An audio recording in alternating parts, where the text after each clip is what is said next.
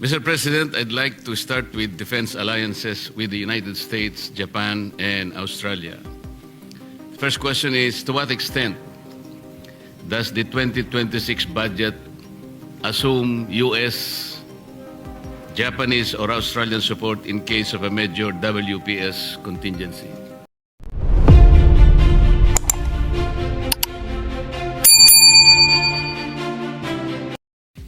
Well, Mr. President, there's no particular item for the U.S., Japan, and Australian arrangement. It forms part under the visiting forces arrangement, Mr. President. And the exercises being conducted is subsumed under the operational budgets of the different agencies, Mr. President. So there's no particular item for the U.S., for Japan, for Australia. It's subsumed under the exercises being conducted and subsumed under those budgets, Mr. President. And that will mean, Mr. President, that no critical capabilities are still being outsourced from these allies. Mr. President, the arrangement between our allies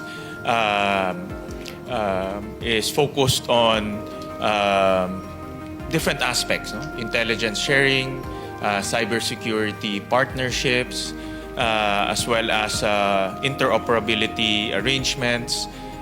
We also purchase a large amount of our modernization from our allies, particularly Korea and the United States. But, Mr. President, if we consider the Mutual Defense Treaty between the United States and the Philippines, a treaty which was signed in 1951, I don't think the United States is accomplishing its obligation under the treaty, more particularly Article 2. May I cite that particular provision, Mr. President? Article 2 of the Mutual Defense Treaty says that in order to more effectively achieve the objectives of this treaty, parties, meaning the U.S. and the Philippines, separately and jointly by self-help or mutual aid, will maintain and develop their individual and collective capacity to resist armed attack. Can we say, Mr. President, that at present the Philippines is capable of resisting armed attack? The answer from the Department of National Defense depends on the degree of the armed attack, Mr. President. And that's why we have interoperability exercises with our allies, Mr. President, so that we can be prepared for any eventuality, including disaster preparedness, Mr. President, which is, I think, a much more critical preparedness activity that we need to endeavor. The treaty, Mr. President, did not distinguish the nature and kind of armed attack. It just said both parties should be capacitated to repel armed attack. So the question is our country in a position to repel armed attack? Let's say from Vietnam. Well, it really depends, Mr. President, on the degree of the armed attack, Mr. President. So You should consider the strength of the Vietnamese army. Can we just... we cannot imagine how much force or what is the extent of armed attack. These countries who may want to attack us will not tell us.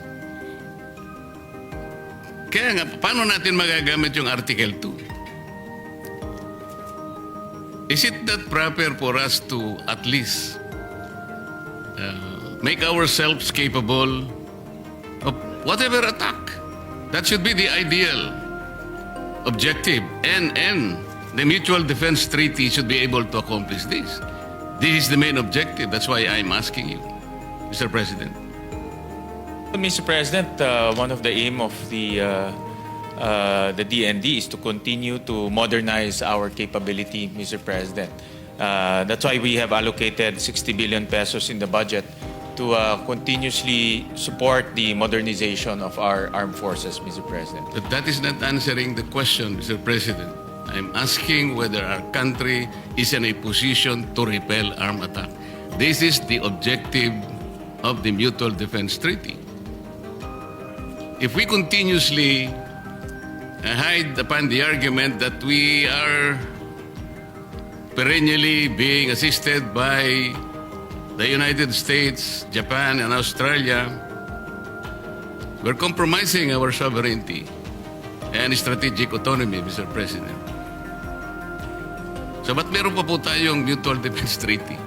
We cannot even answer the simple question. Mr. President, with the present capability and the continuous upgrading of our military capability, the objective is to deter instances like what you have mentioned, Mr. President. You're saying, Mr. President, we are in a position to deter, for example, China from attacking us? Can we now deter China from attacking us? Yes, Mr. President, the Secretary answered in the affirmative. So what are the deterrents? Or what is the deterrence, Mr. President? Well, Mr. President, as we have seen in the news that our troops are continuously training, continuously holding exercises with our allies. So with the capability of our troops and also with the partnership with our allies, Mr. President, these are the components that can bolster our deterrence, Mr. President. That is the only answer that you can provide, Mr. President. Mr. President, that is the objective of the Department of National Defense, Mr. President. But, Mr. President, I'm asking in relation to the Mutual Defense Treaty. This is a very important treaty. It is, I think, 74 years old.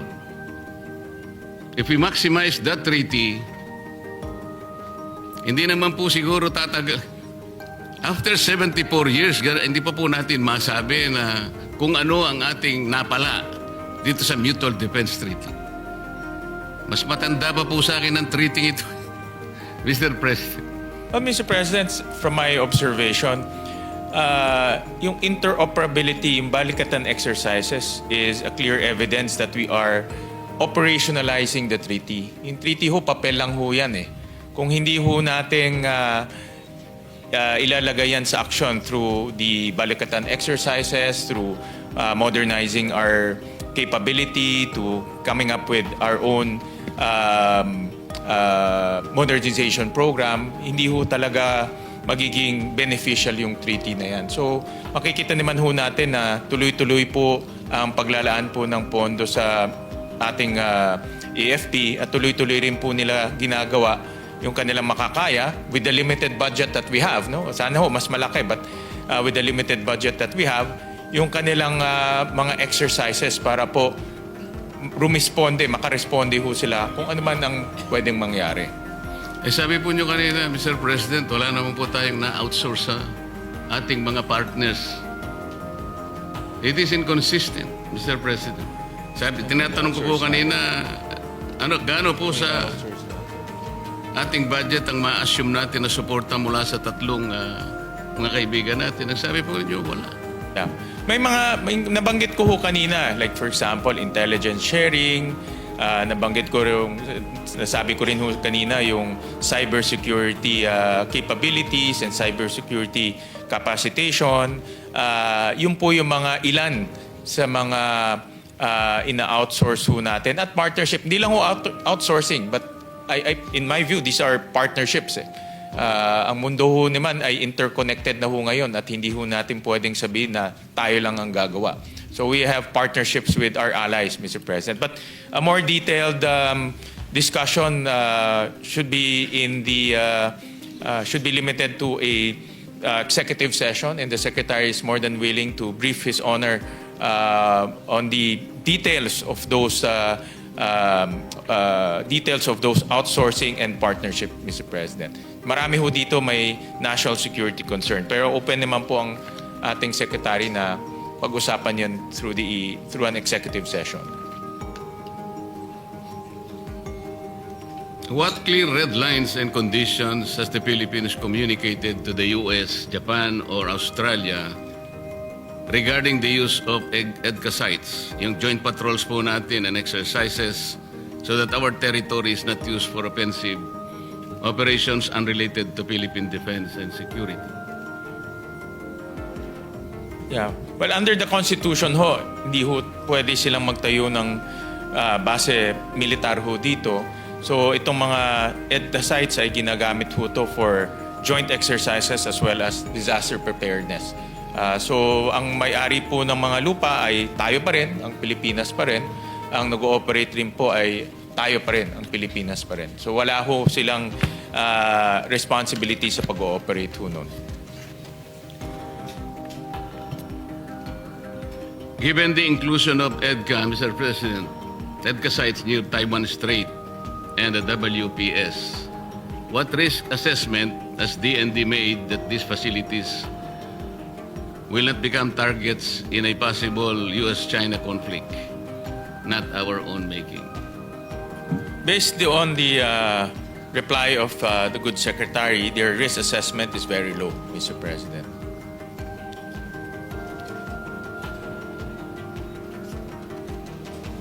With the reciprocal access agreement with Japan, enhanced defense cooperation with Australia, what types of operations are explicitly ruled out on Philippine soil or in waters? Example, preemptive strikes, offensive cyber operations, long-range missiles deployments.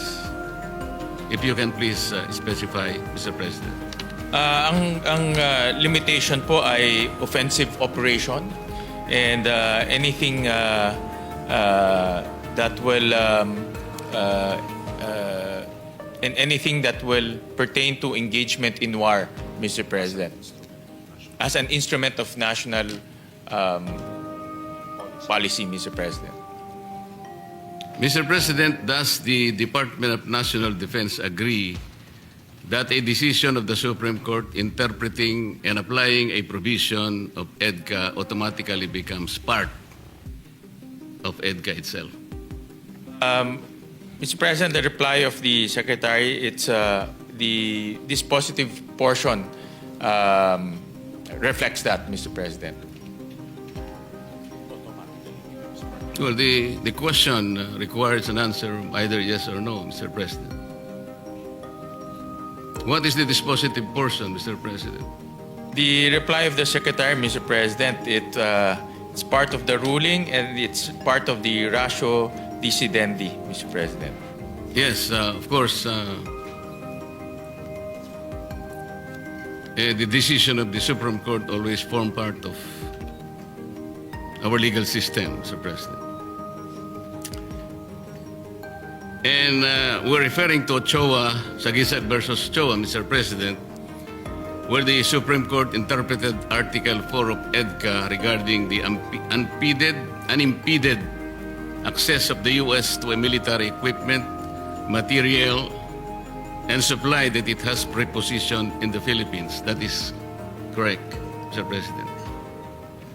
Mr. President, if that is in the ruling, then that is correct, Mr. President. And therefore, Mr. President, you have to agree that such interpretation of the Supreme Court should automatically form part of EDCA, correct? Yes. And therefore, the DND has the legal mandate to implement that interpretation of the Supreme Court. Yes, Mr. President, that's correct. Ang sabi po kasi sa kasong ito, o decision na ito, Mr. President, it was interpreted, meaning Article 4 of EDCA, that the U.S. has unimpeded access only to those military equipment, material, and supplies that the Philippines has consented to be prepositioned on Philippine territory. So, could the DND please detail how exactly it is implementing that decision of the Supreme Court, specifically what consent mechanism it is using? Is it the Mutual Defense Board or the Security Engagement Board? Well, Mr. President, all channels are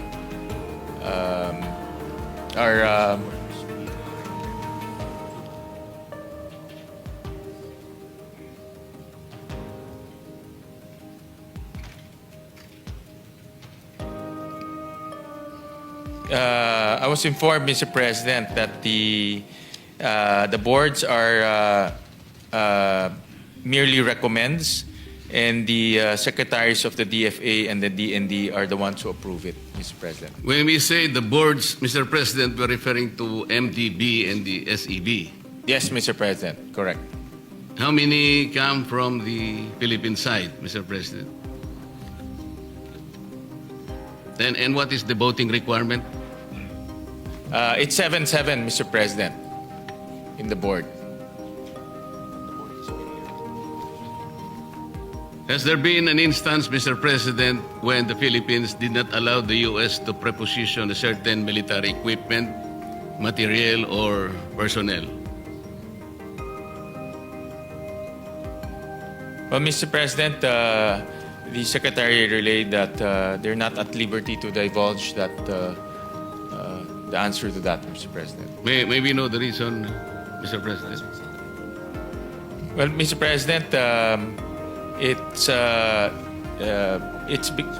because it forms part of the Mutual Defense Treaty, and it's also part of the operational security, and the President needs to approve the release of that information, Mr. President.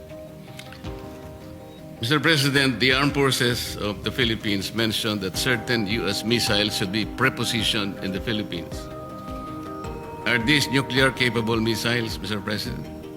Mr. President, no, they're not. They're not nuclear missiles, Mr. President. Mr. President, the 2006 U.S.-Bulgaria Defense Cooperation Agreement,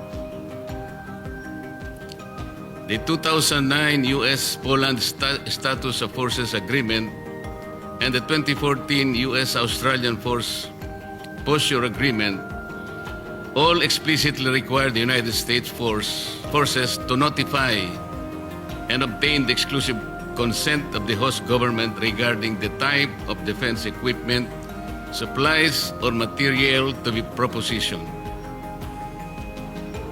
The U.S.-Australia agreement even provides for a snapback by the Australian Parliament. The Philippine EDCA does not have such consent provision. Why is the Department of National Defense not insisting on that insertion of such sovereign provision, Mr. President? Well, Mr. President, that provision, the reply of the Secretary, the provision is not necessary because the guiding document will be the Constitution, Mr. President. But, Mr. President, would not such sovereign provision ensure the independence of our foreign and security policies? Aside, of course, from the Constitution. Well, Mr. President, any action in relation to the EDCA sites, the Philippine side will have the final say, Mr. President. Mr. President, the Chief of Staff of the Armed Forces recently said that all the investigations into and protests against the government corruption are causing destabilization and benefiting China. Do you agree that the work of the Senate Blue Ribbon Committee is destabilizing the Philippine government? Well, personally, Mr. President, that's part of our mandate under the Constitution. Yes. And the investigation is in aid of legislation, Mr. President.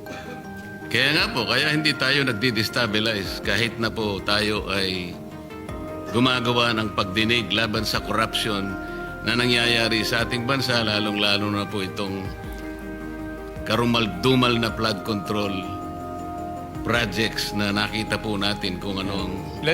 Mr. President, well, thank you, Mr. President, for asking that question. It gives the Chief of Staff the opportunity to clarify and also to straighten the answers, Mr. President. He never said that the investigation would lead to destabilization or any instability in our political system. What he mentioned is withdrawal of the support of the AFP will lead to destabilization. So And that's very clear, Mr. President, the difference between the responsibilities of the legislature in aid of legislation and also the withdrawal of the support of the military, Mr. President. Do you agree in the Philippines One China policy? Do you agree with Japan that any forcible unification of China and Taiwan is a threat to Philippine security? Well, Mr. President, the policy is we adhere to the One China policy. But of course, the actions succeeding to that will be subject for discussion, Mr. President. And you do not agree with Japan? Mr. President, for now that is hypothetical and it's yeah, correct. It's hypothetical and that is the statement of Japan, Mr. President. Mr. President, Vietnam's policy of no military alliance has enabled it to develop an indigenous capability to produce military drones. Do you think the Philippines should forever rely on external military assistance or try to stand on our own?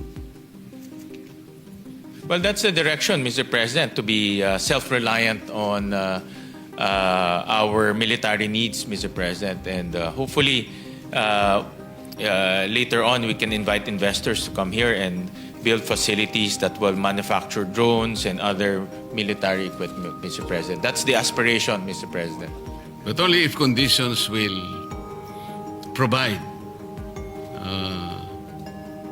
in order for this opportunity to come in the near future.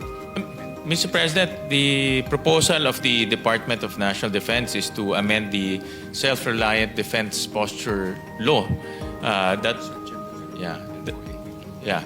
will allow equity investments, Mr. President, in the Philippines, so that we can attract defense manufacturers to come here to the Philippines. Like for example, Korea is a big defense exporter, and we can invite them to set up shop here, Mr. President. That is the direction.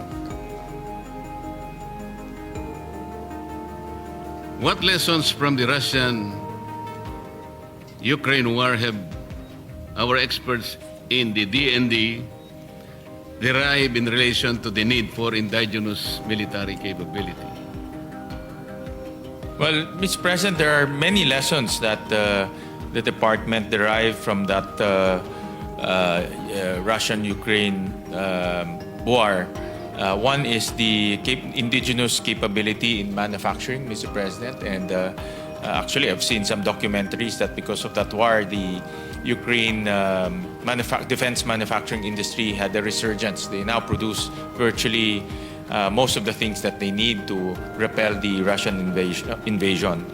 Number two is another lesson is you cannot rely on one country in terms of one country alone to on both sides, Mr. President, on defense support, Mr. President. So it's important to also have alliances with different like-minded nations, Mr. President. So what steps does the DND take, Mr. President, to build our indigenous military capability? And if so, which part of the budget that we now consider will be devoted to ensuring such indigenous capability? Well, Mr. President, the aspiration is to produce our own technology, defense technology, Mr. President. But the department strongly recommends the amendment of the Self-Reliance Defense Posture Law so that government can so the government can invest in research and development, as well as the government can invest in defense manufacturing investments, Mr. President. So because of that law, there are limitations in terms of what government can do in defense manufacturing, Mr. President. I'd like to hear a better word, Mr. President, than aspiration. Parang aspiration, malayong-malayo pang mararating na. Can we use another term para kahit paano the vision. Hindi yung lilipad-lipad na... The vision. The actualization, Mr. President. Yun naman talaga ho ang gusto ho natin because it also creates jobs and technology transfer. But it's, as you know, no, the defense is also very complicated and the technology is not readily available. Yes, Mr. President, talagang yun ang aking gustong tunguhan kasi can you imagine the Mutual Defense Treaty is 74 years old? Kahit papaano nating kwentahin ito, Mr. President, talagang wala. Pasensya na kayo kung exasperated ako Pero Mr. President, if you've seen the last 3 years, yung mga balikatan exercises had ramped up tremendously, Mr. President. And that's clear evidence that the Mutual Defense Treaty is doing its responsibility, Mr. President. yes, but they fell short in being able to satisfy our requirement that our country is now in a clear position of being able to repel armed attack. Ayoko nang bumalik doon. Yung kasilangan punto ron Mr. President. Well, Mr. President, last comment, actually under the leadership of Secretary Teodoro, doon po talaga nag-umpisa itong ramping up ng mga alliances with our like-minded partners, Mr. President. And with that, doon rin nag-umpisa yung investments rin ho natin sa modernization. Kaya this year, Mr. President, pinakamalaking modernization fund ang ilalagay po ng Senado para po makahabulo tayo sa mga pangangailangan natin. Yun po yung gusto ko sabihin, Mr. President. Nakabawi-bawi tayo ng konti dahil nandyan ang aking kaibigan, Secretary Teodoro. Kung wala pa siya dyan, paano na? Kasi hindi natin masasabi kung mananatili siya dyan. Pwede siyang yung palang punto nyo, Mr. President. Nakuha ko na ho. Kaya nga Would you say that militarization rather than diplomacy is the main mode of dispute settlement of China? No, Mr. President. Absolutely not, Mr. President. Okay. So, ang main tool po natin is diplomacy insofar as the Philippines is concerned. Yes, Mr. President. But it's at the same time, Mr. President, it's to our best and core interest to continuously modernizing our capability, Mr. President. Yung po mga diplomatic efforts natin, ano-ano po yun? Sana hindi lang po mga diplomatic protest tsaka yung tinatawag nilang megaphone diplomacy. Are there actual negotiations and are there budgets devoted for these actual negotiations para yung diplomacy makita natin po talagang nag-ooperate? Mr. President, under the budgets of the Department of Foreign Affairs, Mr. President, merong mga amounts there to continuously engage our partners as well as other countries in diplomacy, Mr. President.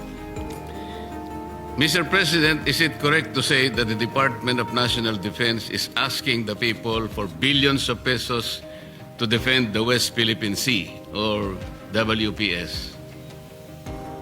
But Mr. President, it's not only limited to the West Philippine Sea, Mr. President. It's the core in relation only to the West Philippine Sea. Yes, Mr. President. Okay. Pwede, paano natin isang map? Can we ask the staff to please show the first map?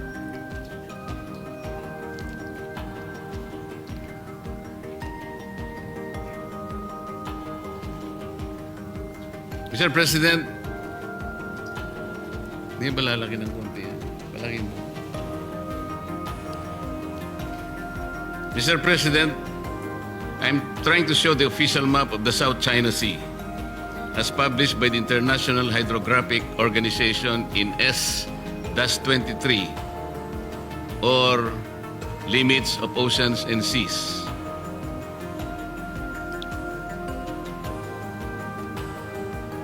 We are not supposed to defend the entire South China Sea, Mr. President.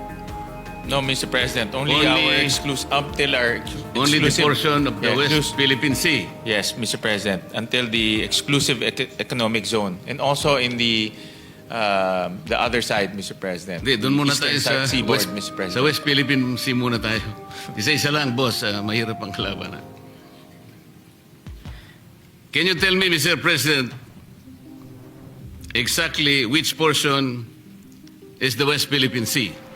Can you show us a map indicating the features and the limits of that area where we will be spending some of the budgets of the DND for consideration?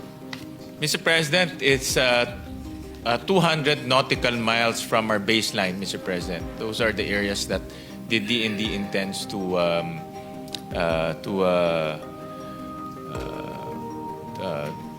bolster, Mr. President. If you are saying 200 nautical miles from the archipelagic baseline, you're referring to the exclusive economic zone. Correct, Mr. President.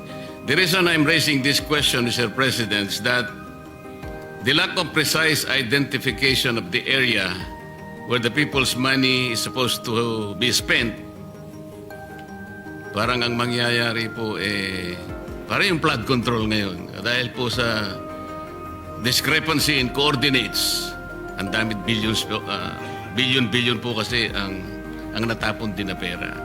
If the DND says that the WPS is the EEZ, meron pong mas magandang definition yun. Sa Administrative Order Number 29 ng Republic Act 12064 or the Maritime Zones Law, sinasabi po ron the WPS is Philippines maritime areas on the western side of the archipelago, including the Luzon Sea, as well as the waters around, within and adjacent to the Calayan Island Group and Bajo de Masinloc, also known as Scarborough Shoal. Tama po yun, Sir President? Yes, correct, Mr. President. Would you agree that under Administrative Number 29, the term Calayan Island Group refers to the area enclosed by boundaries identified under Section 1 of Presidential Decree Number 1596? Tama po, Mr. Yes. President. Tama po kayo. And you will also agree that under paragraph 574 of Arbitral Award in the South China Sea Arbitration,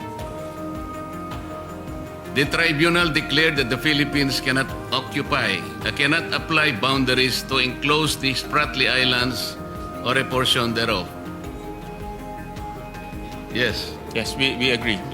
We agree with the arbitral award, Mr. President. Ito po yung section po ng 1596, Mr. President, and paragraph 574 ng Arbitral Award. Magkalaban po talaga Sabi po ng Arbitral Award, Mr. President, and I quote, "In any event, however, even the Philippines could not declare archipelagic baselines surrounding the Spratly Islands. Article 47 of the Convention limits the use of archipelagic baselines to circumstances where within such baseline are included the main islands and an area in which the ratio of the area of the water to the area of the land, including atolls, is between 1:1 and 9:1. Question, is it obvious now that PD 1596 and paragraph 574 of the Arbitral Award, Mr. President, are incompatible? And therefore, you will agree that definition of the WPS in Administrative Order 29 had to be changed to make it compatible with the Arbitral Award, Mr. President. Well, Mr. President, the Secretary replied that no, it's not incompatible because portions of the EEZ is also included in that, Mr. President. We will go to that, Mr. President, but if you will care to consider yung Section 1 po ng Presidential Decree 1596 and the Arbitral Award, they're inconsistent and incompatible. Kasi po dito sa Article 2, Paragraph B ng Republic Act 12064, nire-define niya yung WPS. Ang definition na po rito ngayon ng mas o naging batas na ito ay the maritime zones of the Philippines on the western side of the Philippines, on the Philippine archipelago, including the Luzon Sea and the territorial seas about the Masinloc and the maritime features of the Calayan Island Group. Yung limits po ng West Philippine Sea, ang sabi po natin kanina is the 200 nautical limit of the EEZ. Are you saying that Kalayaan and other features are not part of the WPS, Mr. President? Mr. President, the prevailing law is RA 9522. That is the one that they are following, Mr. President. RA 9522. Republic Act 9522. Enacted in 2009, Mr. President.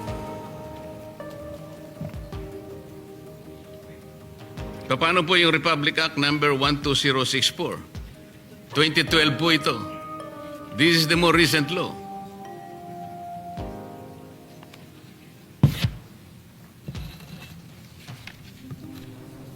Yeah.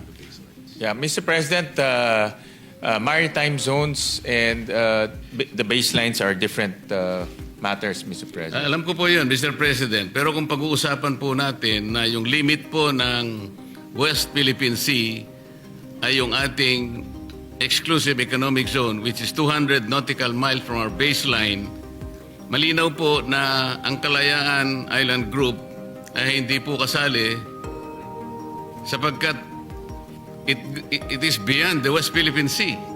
Pwede po natin ipakita yung pangalawang mapa. Well, Mr. President, what we are following insofar as the Kalayaan Group of Islands is RA 9522, which defines the baseline, Mr. President, of the country. Yun nga po, Mr. President, sa baseline natin, kahit sa 9522, wala po doon yung Kalayaan Island Group. Mr. President, nandoon po yung KIG, Mr. President, Kalayaan Island Group. Pakita natin yung yung isa pa pong ayan po, kayo na pong humanap kung nasaan yung KIG. Wala po eh. Ito po, Mr. Section 2. Section 2A, the Kalayaan Island Group as constituted under Presidential Decree 1596. And letter B, Bajo de Mansinloc, also known as Scarborough Shoal, Mr. President. Nandito ho siya sa 952. Kasi po, Mr. President, sa Republic Act 12064 or the Maritime Zones Law, ito po yung ginagamit ninyo ngayon eh. Inalis po niya yung boundaries ng 1596 na in-enclose ang KIG. Tingnan po ninyo, Section 5 in relation to Section 18, yung term Kalayaan Island Group now refers only to certain high tide elevations and the respective territorial sea. Inalis po talaga eh. Yeah. Well, Mr. President,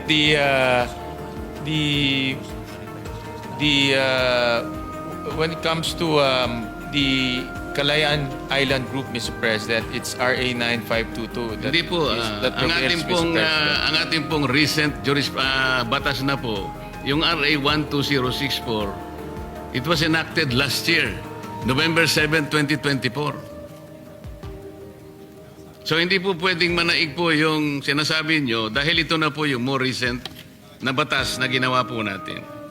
It stands now, Mr. President, yung ating West Philippine Sea includes the maritime features of the KIG. Palagay natin. And that some of these features are separated by high seas. Kung mangyayari po yun, Mr. President, ang mangyayari talaga, ang WPS is a discontinuous and disjointed body of water. But Mr. President, also in Section 3 defines the baselines, Mr. President. And it referred back to RA 9522, Mr. President.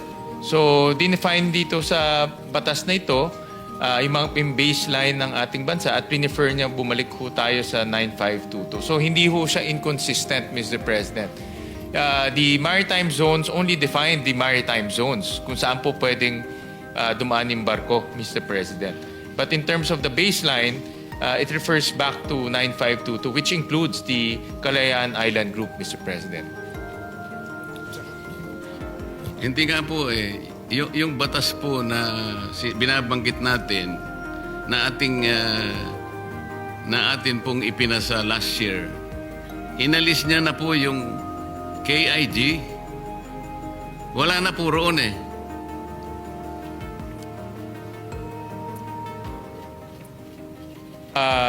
With all due respect, Mr. President, nandito ho kami nung we were discussing this law, and with all due respect, hindi ho ganun yung nangyari, Mr. President. Kaya nga po, kung sakaling sabihin natin na ang WPS now will include the maritime features of the KIG, exactly how many features are we talking about here? Can you name and locate each of these features? Can you see us or can you show us the official map? 9 major islands, Mr. President.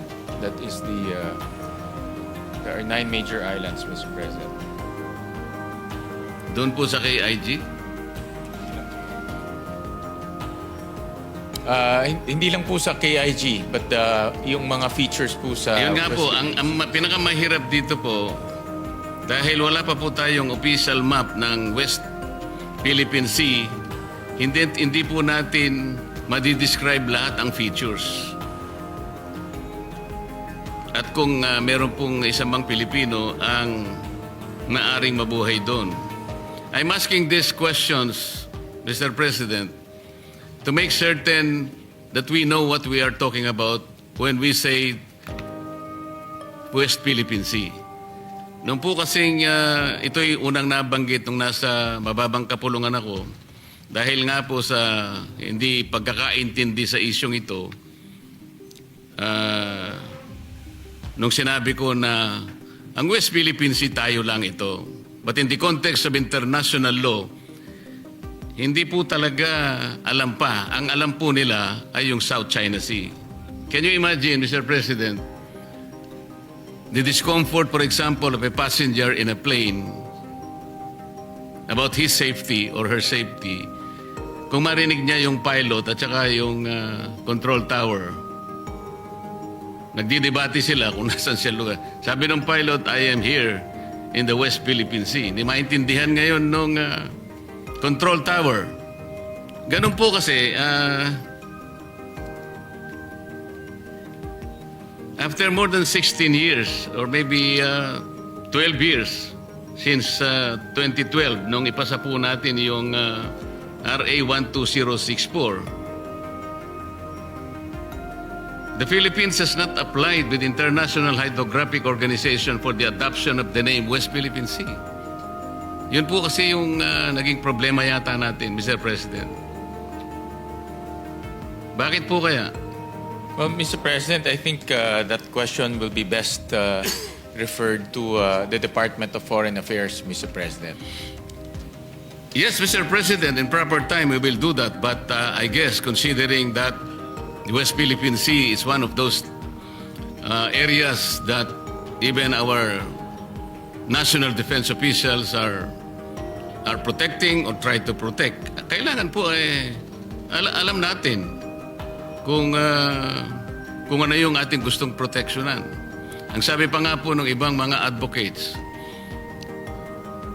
WPS, atin to. Mga ganun, di ba? China, umalis ka sa WPS.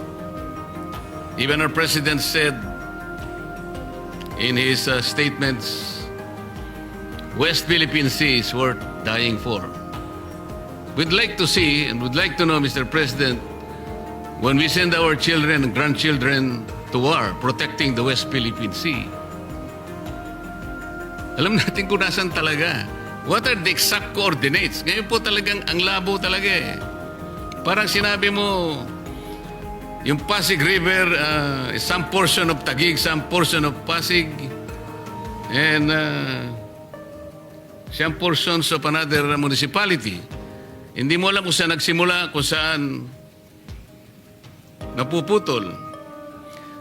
Maybe we can ask the executive department to be precise in its identification of the features and limits of the West Philippine Sea. Kasi po, para yung mga ghost missions or even ghost budgets, kasi nangyari nga po sa flood control, they were all using several applications. Hindi sila, magkakaiba po eh. Sabi pa nila, geotag, real time. Pero ang pong tingnan, talagang wala yung mga flood control projects. So dito po, ganun din. Kailangan matukoy natin. Speaking of maritime features, Mr. President, let me refer back to the map identifying its features. Ito pong, yung balik mo nga dun sa pangalawang mapa. Ayan. You will agree, Mr. President, that based on that map, Vietnam occupies 21 features, China 9, and the Philippines 9. The Philippines, 11, Mr. O President. 11 siguro. So 21 features for China, for Vietnam, 9 for China, Philippines 11. Mr. President. What is the policy of the national defense regarding Vietnam? Well, Mr. President, in the case of Vietnam, Vietnam is not actively trying to add more areas to their territory, Mr. President. Unlike China, Mr. President. 21 na kasi nakuha niya eh. So that's why in the case of Vietnam, meron ho tayong mga trust-building activities and diplomatic activities with So with pare-pareho Vietnam. tayong claimants dito, Mr. President. Are we going to force Vietnam out of these features?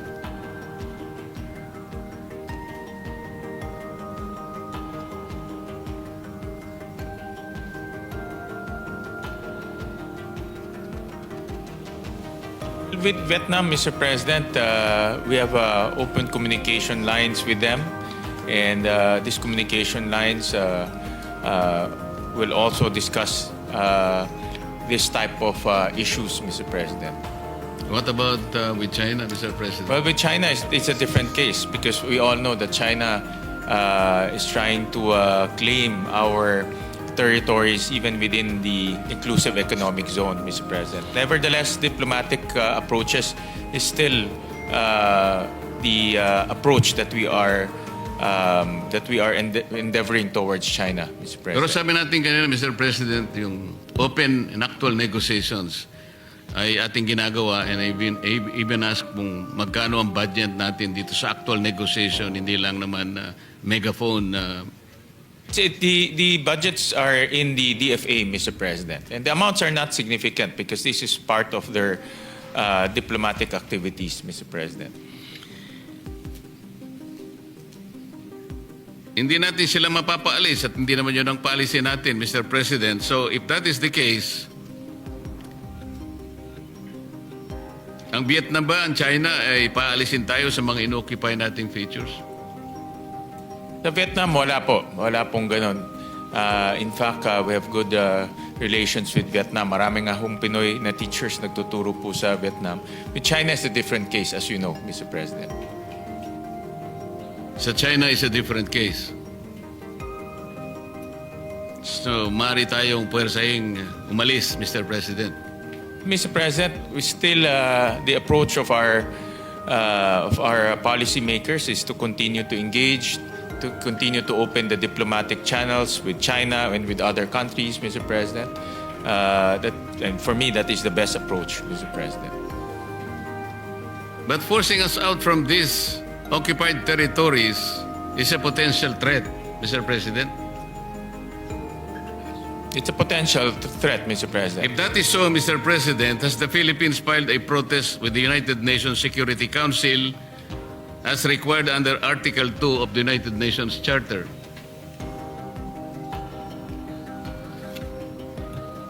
Well, Mr. President, to answer your question directly, no. But to give the reasons on why that policy was undertaken, the best department to answer that is the Department of Foreign Affairs, Mr. President. Kasi po ang sagot natin is no, Mr. President, then the It's more imagined than real. Well, Mr. President, China has veto powers in the National Security Council, Mr. President. So yeah, that's why we have to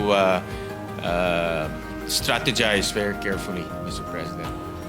Kanina po, Mr. President, sa aking pagtatanong, I was trying to differentiate po kasi dahil nga sa sigalot sa West Philippine Sea, ang dami pong misunderstanding dyan, ang daming misconception. Kaya po kung minsan ay hindi nagkakasundo ang iba't ibang mga mamamayan natin. For example po, yung pinag-uusapan lang dito sa tinatawag nating West Philippine Sea na hanggang ngayon hindi natin talaga malagyan ng exact coordinates, ano-anong mga features niyan, ano-anong mga forma niyan, para sa ganun kung tayo makikipag-away talaga at makikipagdigma, alam naman po natin ang ating ipinakikipaglaban. Kasi po, ang pinag-uusapan po pagka sovereign rights lang, ito po ay mga functional jurisdiction over areas that are not territories.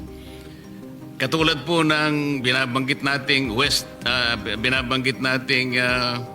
exclusive economic zone.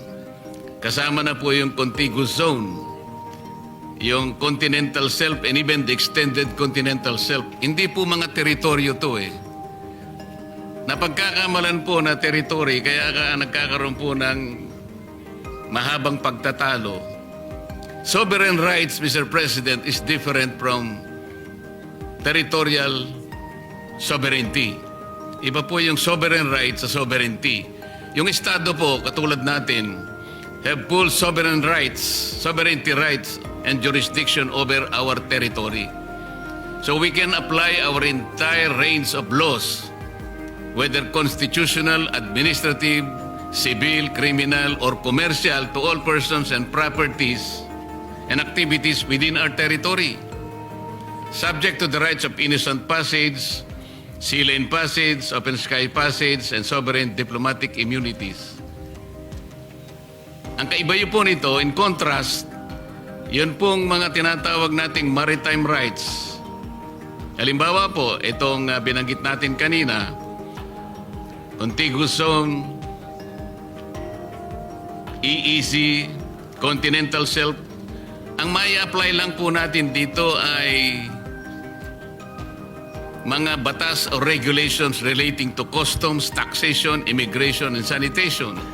Sa exclusive economic zone po, Mr. President, and continental shelf, even the extended continental shelf, ang mag-a-apply lang po rito ay batas tungkol sa energy, fisheries, and maritime genetic resource, exploration and exploitation of artificial structures, marine research, pollution control, seabed pipelines, and cables. So kailangan po kasing may paliwanag ito in defense of what we perceive as West Philippine Sea.